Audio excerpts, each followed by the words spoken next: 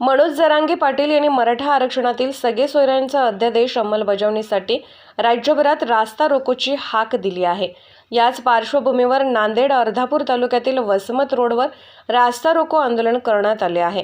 मराठा समाजाला ओबीसी प्रवर्गातून आरक्षण सरकारने देऊन लवकरात लवकर मराठा समाजाची मागणी मान्य करावी व जरांगे पाटील यांनी जो सगळे सोयऱ्याचा प्रश्न सरकार पुढे ठेवला आहे तो सरकारने तात्काळ मान्य करून मराठा समाजाला न्याय द्यावा अशी मागणी आंदोलकांनी केली आहे। मराठ्याचा हा लढा आहे।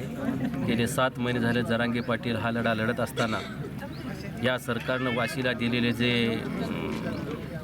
हे होतं आपलं सगळे सोयऱ्याचा अधिसूचना, ती अधिसूचना न लागू केल्यामुळं जरांगे पाटलानं आदेश दिला की बा 24 तारखेला 10:30 ते 1 पर्यंत प्रत्येक गावामध्ये रस्ता रोको करायचा आणि त्या निमित्तानं आज आमचा हा रस्ता रोको आहे।